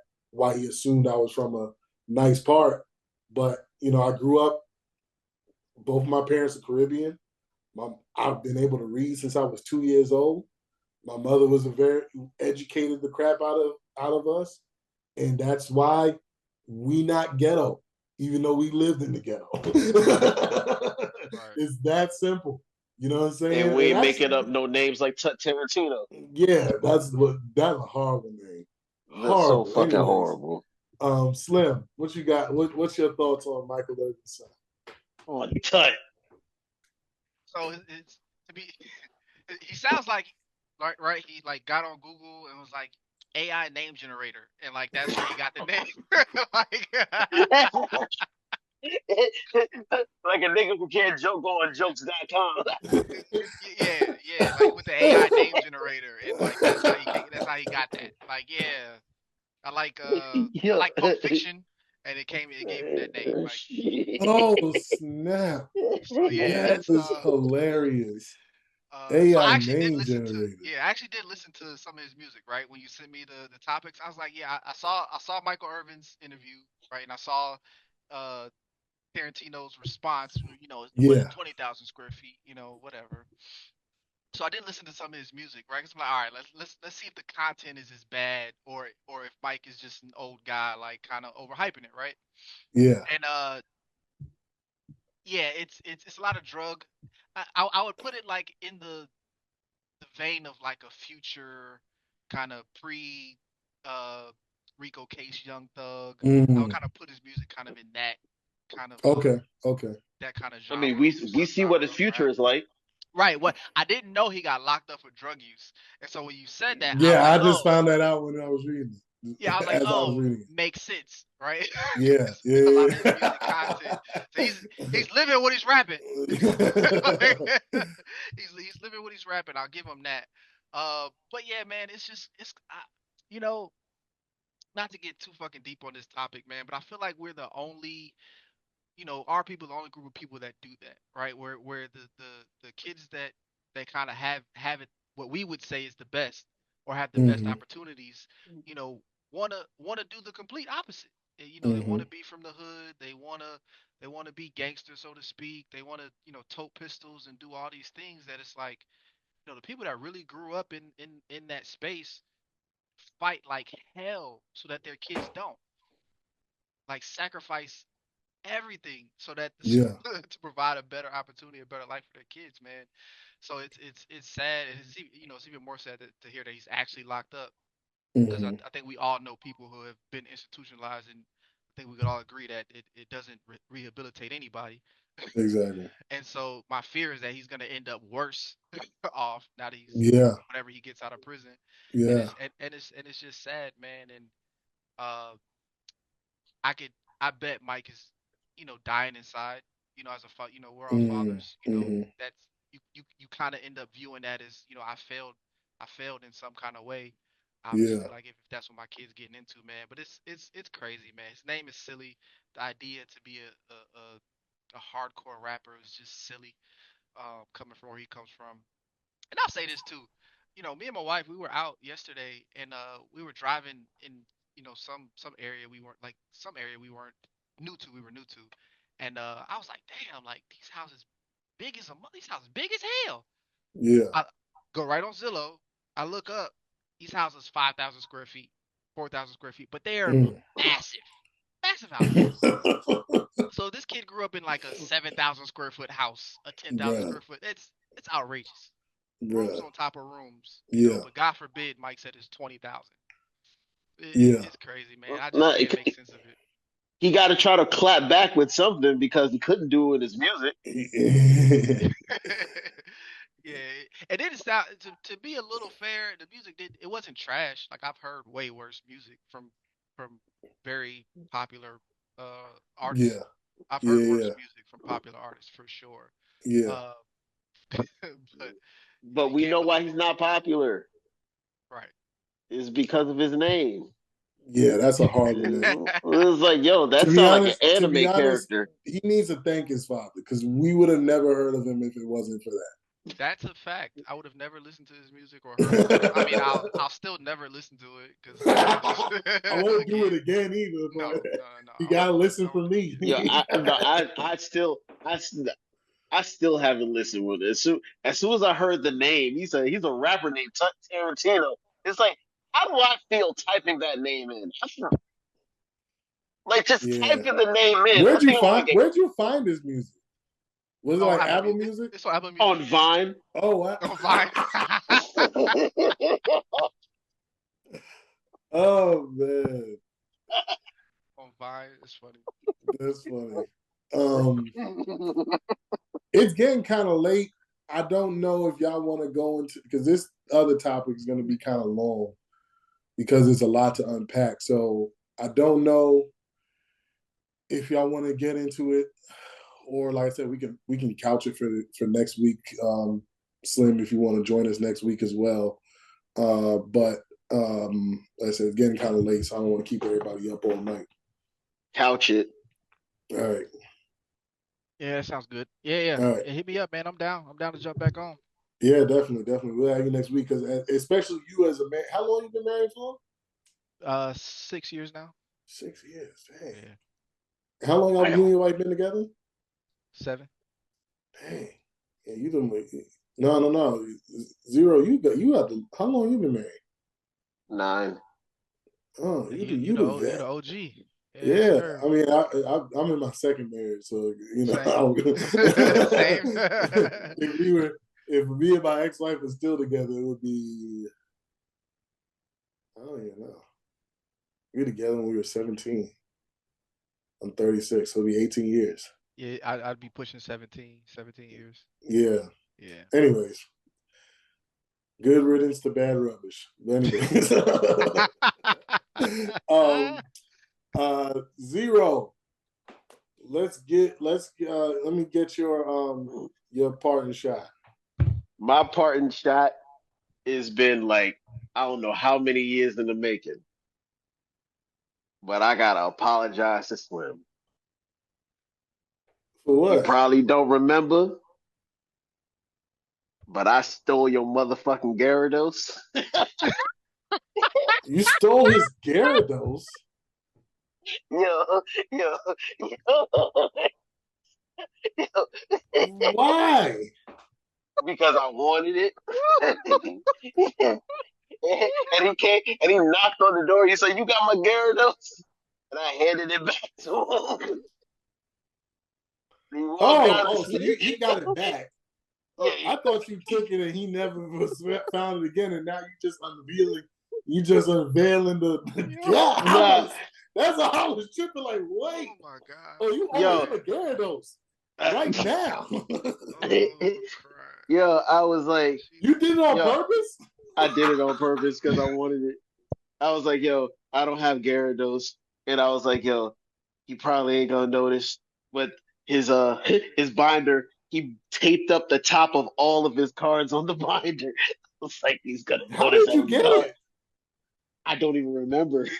Oh shit. All I know is Yo, what? That's Wait, fucking Slim. Why hilarious. did you have such an intricate security system on your Pokemon cards? Because I would also steal Pokemon cards, so I had to protect myself from the niggas like me. What you mean? yo, It was a I was crazy. like, Hey, the late '90s was a crazy time, bro. You know Yo, how it went. crazy, crazy. yo, Them You know so how Pokemon it went. cards. Yo, yo, It was like crack, bro. It was like yo, crack in the so '80s, for real. You spent all your money, any money you had, you went to the store to get a booster pack. bro. you know what? And you wanna know what's the dumbest thing about that shit too? Like 3 weeks later, I got a Gyarados and a booster pack. See, I was like, Hey, I just had to wait 3 weeks. hey, It's that's the like, universe damn, coming back around, brother. yo, damn. I was like, so I was like, yo, I gotta apologize. I never did. He just took his Gyarados back, and we never spoke about it again. That's crazy. Like he came back the next day. I think we played football or something. Probably played football, yeah. Yeah, it was, yeah, but yeah, Wow, yeah. That's that's fucking crazy. But that's my parting shot. I'm fucking crying. That's crazy. I'm gonna save the best for last, so I'm gonna go next. My parting shot is shut up. If you got a case, shut up. Take an example from Young Thug, like P Diddy out here saying he want to testify on his behalf. I can't wait to see him land himself in prison. Like, Oh yeah. shut up and let your lawyers do what they do. Okay? Now unfortunately, R. Kelly has so much against him, and P. Diddy got so much against him that might not help. Shutting up might not help. But at the end of the day, keep your mouth shut. You you have the right to remain silent. Please, everybody, shut up. Like I watched this channel on Facebook. I forget what it's called. It's Audit the something. I'm gonna have to find it, but the one thing the guy says, because they show like police interactions with civilians, and the one if there's a person who gets like a bad grade, the first thing he says is, "What I don't like about what the civilian did, they did not invoke their right to remain silent." He dings everybody who just start blabbing, because the cops can and will twist your words and be like, "Oh, I thought he said this and I felt like it meant that," or "Yeah, I didn't say that." "Oh, well, you didn't say that, but how you said it sounded like you meant." So they'll twist it up around too. The cops are not on your side. The prosecutor's not on your side. Shut up. That's my parting shot. Slim, what's your parting shot, my brother? My party shot, brother, is let's make it cool, right? To be from better beginnings. Let's make that cool. Yeah. It's cool to be it's cool to be from the suburbs. It's cool to have never had to go to sleep with a cup of water on your stomach. You know what I'm saying? It's cool to not have had to live with rats or roaches or a combination of the two. Like that's cool. You know what I mean? Let's make that cool. You know, the struggle is it's not glamorous, and I know the music glamorizes in some ways, or they feel like it does, but it's not. We all worked our asses off to get out of it, Yeah. and it's not cool. It's not glamorous, man. Our parents did the best that they could, and we're all thankful for what they did do so that we could be where we are. But for the Tarantinos of the world, Rap about what you actually did. Make R&B music. Let's bring jazz back. What happened to jazz music? Yo, the fact that you said Tarantino and made it plural, you'll never have more than one. He'll be the only one. He's gonna die the only one. Hey, let's hope there aren't any more with that name. But yeah, man, let's make that cool again, man. Let's make that okay. Let's make that okay, man. And everybody be blessed. I appreciate y'all boys having me on. Thank you so much. We'll link up, get into some other topics next week. Like I said, especially you as a married person, definitely want to get your opinion on this this last topic that I have, but we'll couch that for next week. Thank everybody for listening to the Between Brothers podcast. As soon as Slim gets the Victory Vibes podcast up, we will post it and collab. And I gotta get with my guy Al and apologize for making him think that he got fired. I don't think me and him recorded an episode after me and you did ours. That's what made it worse. That's what made it worse. Because I remember going on the page like 6-7 times. And I even hit you like, yo, what's going on? You like, man, work. I've been traveling. I'm like, God, he really got fired, man. And I was like, then I shut the podcast down because I'm the last guest. Your last guest. It's just a bad look overall. But oh yeah, Lando Stradamus struck again because we definitely one of the topics about what was the girl named Lena and how she's the Adam 22 guy. Adam 20's wife, his wife. Yeah, and she was like, and I said it's gonna be crazy, and she come out like, yo, I couldn't give him none for a while because it hurt so bad, and she came out 2 days later and Slim sent me the video like she said it. So yeah, but again, thank everybody for listening. We'll have this episode up in a couple days. We love y'all. We'll see you next week.